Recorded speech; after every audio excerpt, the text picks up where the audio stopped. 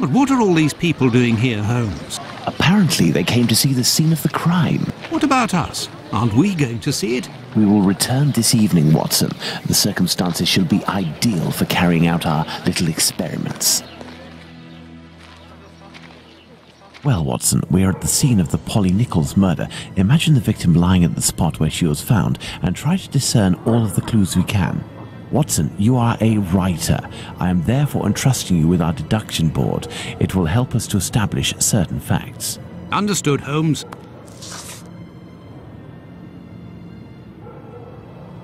There is only one streetlight lit on this street, Watson, and this spot is particularly poorly lit.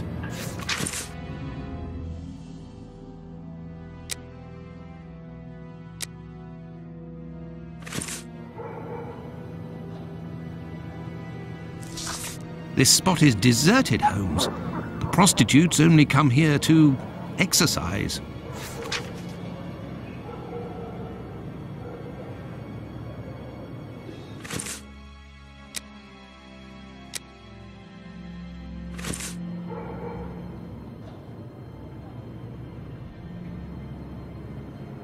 Let's look at this poor woman more closely.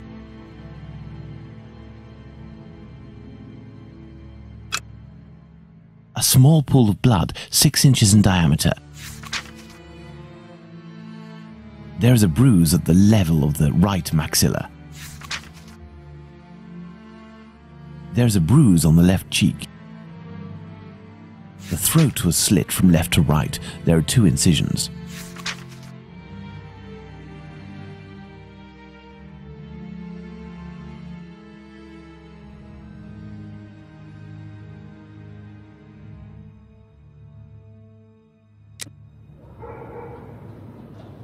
There is a black bonnet near the left hand. The body was lying on its back, legs straight and slightly apart. The skirt had been lifted up to the middle of the body. The left hand was touching the barn door.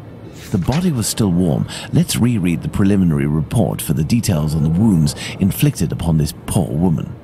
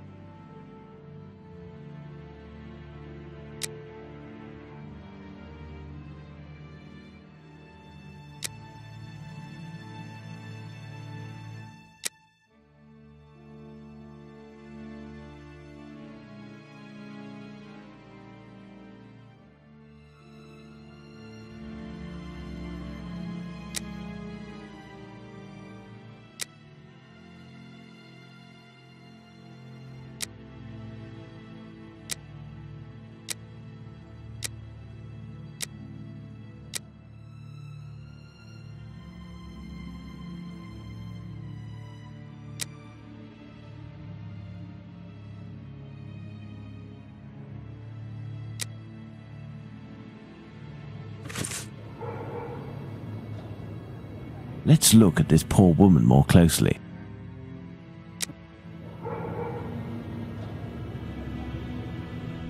The body was still warm. The body was still warm. Let's reread the...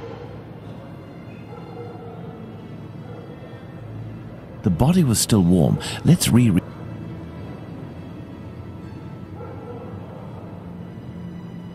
Let's look at this poor woman more closely.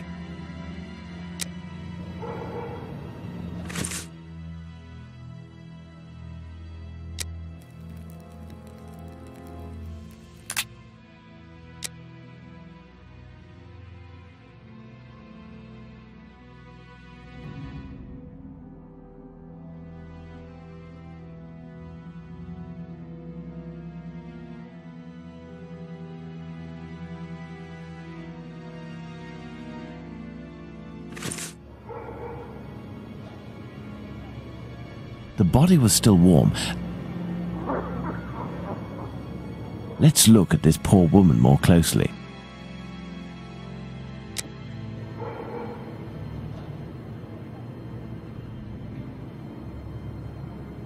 No signs of blood. No marks on the ground. The ground is muddy.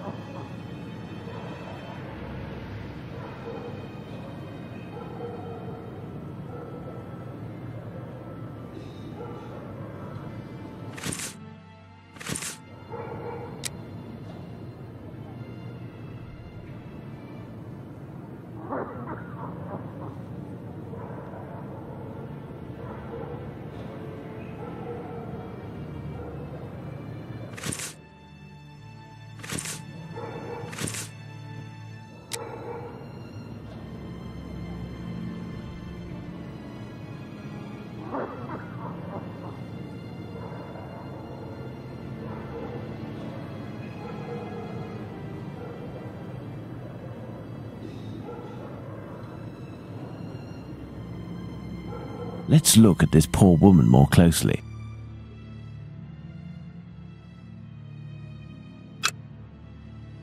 A small pool of blood 6 inches in diameter. A small pool of blood 6 inches in diameter. The throat was slit from left to right. There are 2 incisions.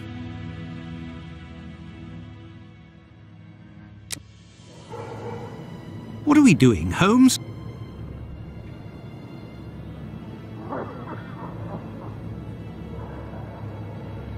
Let's look at this poor woman more closely.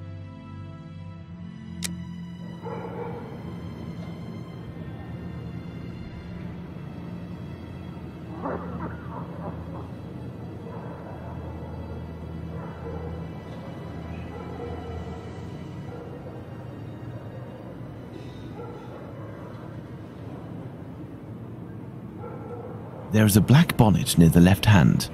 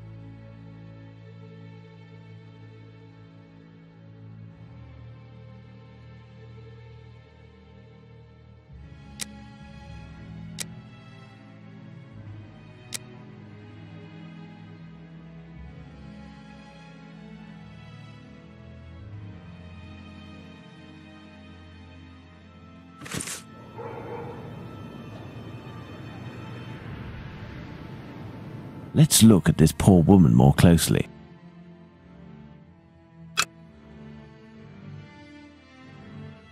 The tongue is swollen.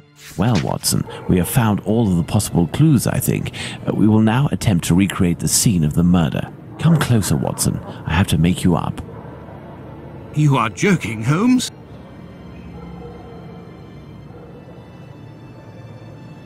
I feel ridiculous, Holmes. Now, Watson, come and stand here in front of me. You shall play the role of the poor woman and I shall play that of the murderer. Let's try to reconstruct the facts to ensure the final result corresponds indisputably to the way that Polly Nichols was killed.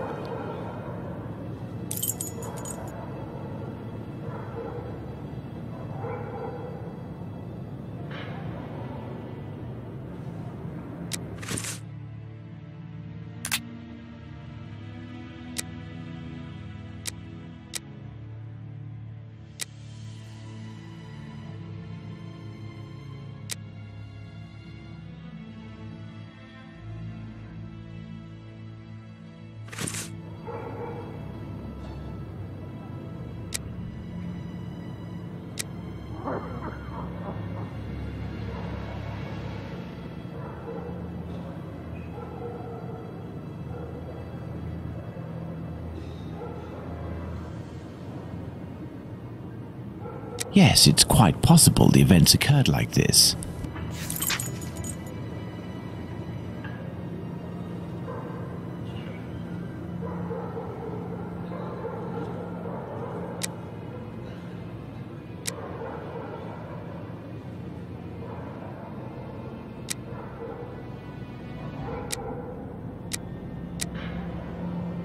The murderer had enough room to inflict the wounds to the neck, and these wounds suggest the left hand was used.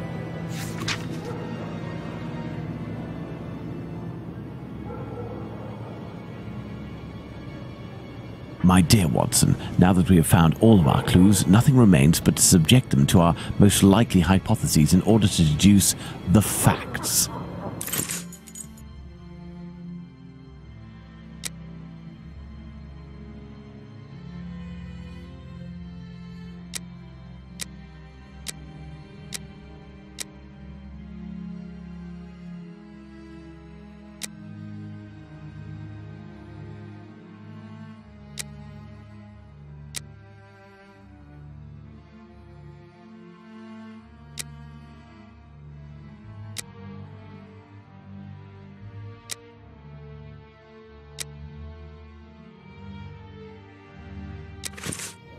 The victim was most probably dead before being laid down.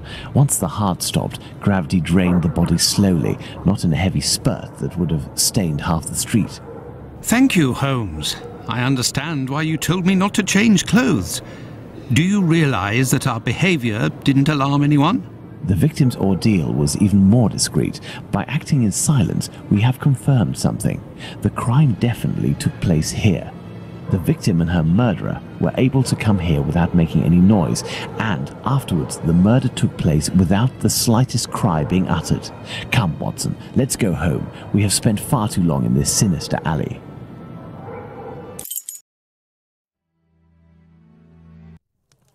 And so, my dear Watson, the day and night which we passed in Whitechapel were enlightening, weren't they? An adventure that I most certainly will never relate. To be in the skin of that poor woman. I prefer not to speak of it further. But have we really learned anything about the murderer? Obviously a man, given the necessary strength. We have little to go on, at least no more than the police. But in my opinion, Inspector Aberline has a trick or two up his sleeve. No, I want to talk about the facts and what we can draw from them. We know where the crime was committed and under what conditions. I would like to ask you about the possible motives for the crime. According to you, Watson, what could have pushed the murderer to act in such a way?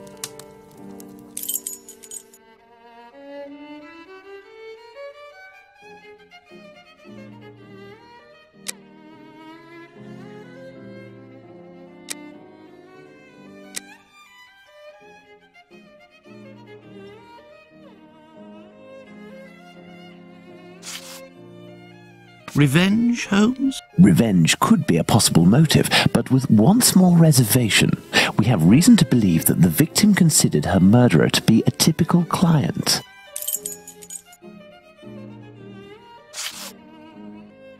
A personal drama. Love can certainly lead to many a drama, but we have to consider the fact that the victim didn't know her attacker. Theft, perhaps. I have a hard time believing that someone would attack poor Polly so fiercely just to rob her of a few coins.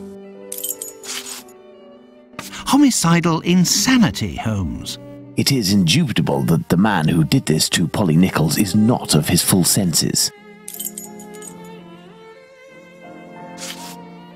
Elementary. Very well, Watson. I think that we have exhausted the topic. Take a rest and we'll speak again later. Ah, it would seem that the investigation is advancing, Holmes.